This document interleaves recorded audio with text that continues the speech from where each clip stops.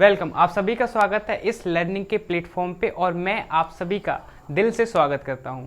तो आज की जो क्लास है उसमें हम सीखेंगे कि इन्फिनेटिव को वॉइसेस में कैसे चेंज किया जाता है। 2+B1 को अगर मैं वॉइसेस में चेंज करूं तो कैसे चेंज होते हैं। अगर आप चैनल पे नए हो तो मैं आपको बता दूं कि वॉइसेस की सीरीज चल रही है। वॉइसेस के 8th क्लास अब तक की हो चुकी हैं और आज की जो क्लास है क्लास नंबर 9 है। तो यहाँ पे जरा समझने की कोशिश करते हैं। 2+B1 होता है, उसको हमें अगर वॉइसेस में चेंज करना हो तो वॉइसेस में चेंज करने के लिए हम करते हैं 2V वर्ब की थर्ड फॉर्म। ठीक है, 2V वर्ब की थर्ड फॉर्म। जैसे यहाँ पे is am are to, was were to, has have to, had to, ये जो सेंटेंस होते हैं अगर इनको वॉइसेस में चेंज करना है टू बी वर्ब की थर्ड फॉर्म में हमें चेंज करना होगा। जैसे यहाँ पे एक सेंटेंस लिखा है children are to play cricket. Children are to play cricket, यहाँ पे टू है तो इसी तरीके से बनाया जाएगा। तो ऑब्जेक्ट क्या है? Cricket.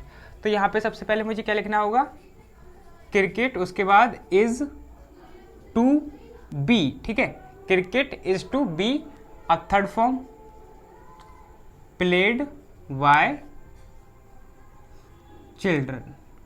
Cricket is to be played by children. इस तरीके से इसको हम वॉइस में चेंज करेंगे। अगला लिखा है have you to teach him. Have you to teach him, तो हिम मेरा क्या है? ऑब्जेक्ट है, तो हिम को मुझे आगे लाना होगा।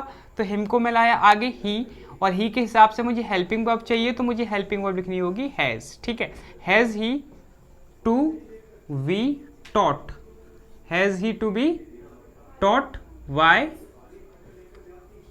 यू का हम यू लिख देंगे। ठीक है, has he to be taught by you. अगला सेंटेंस लिखा है he had to finish this work. He had to finish this work. He had to finish this work, तो he had to finish what? This work. तो this work क्या है? अपने आप में ऑब्जेक्ट है, तो यहां पे क्या लिखना होगा हमें? This work.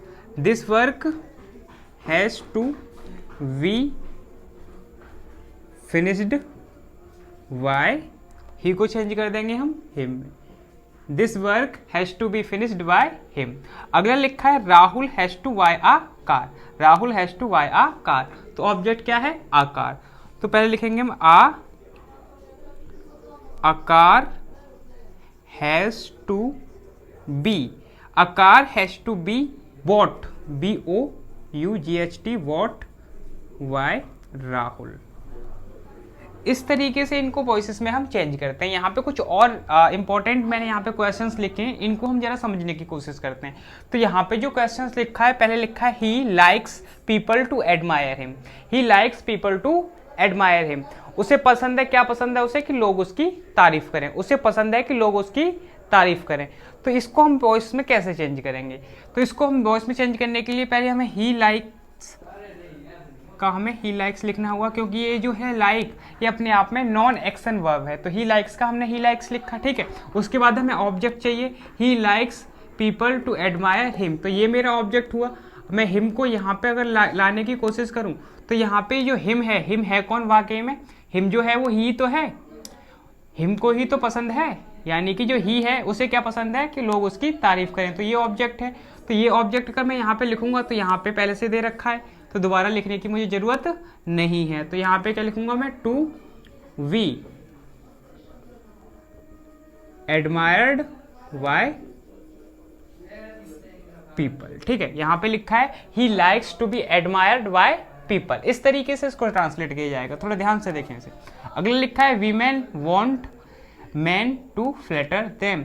Women want man to flatter them, वीमेन को पसंद है क्या? कि लोग हैं उनको फ्लैटर करें। तो इसको अगर मैं वॉइस में चेंज करूंगा तो कैसे लिखूंगा मैं?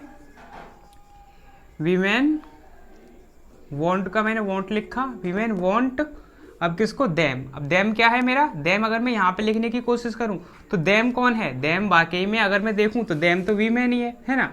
तो इसको लिखने की जरूरत नहीं है। To B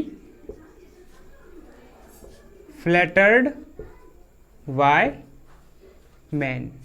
women want to be flattered by man. अगला क्वेश्चन लिखा है यहाँ पे they say the moon appears at night. They say moon appears at night, तो इसको बनाने के लिए हमें एक प्यारे से प्रोनाउन का जिक्र करना होगा यहाँ पे, जिससे हम बोलते हैं इट। ठीक है, उसके बाद इट इज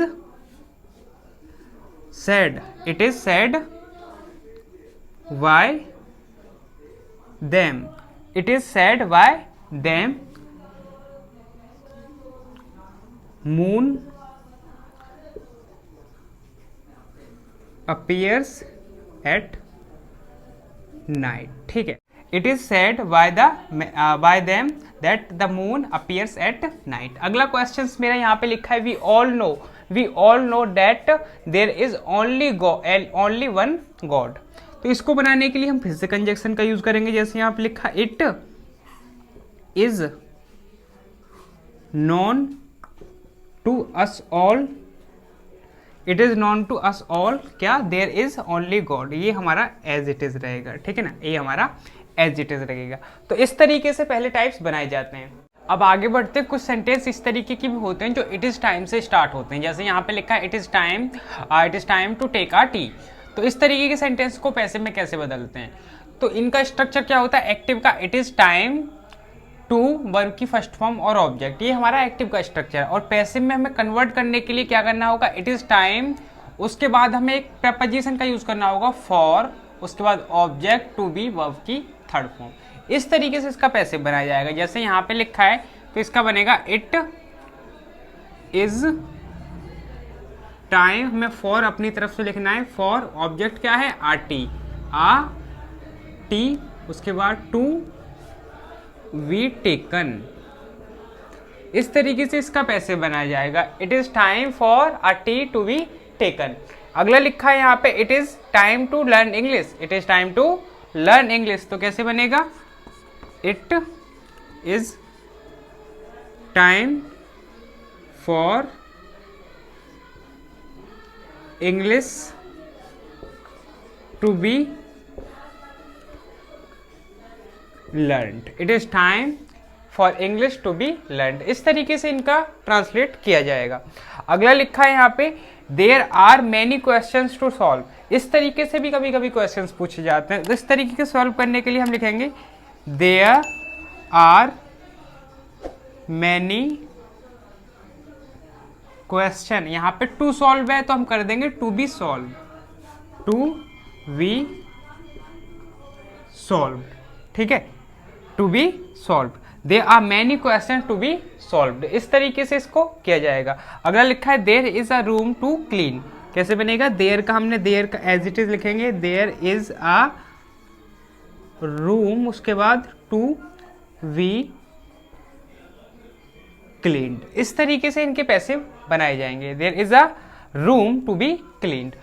तो होप आपको ये लेसन पसंद आया होगा। मैं मिलता हूँ किसी और लेसन में, तब तक के लिए नमस्कार।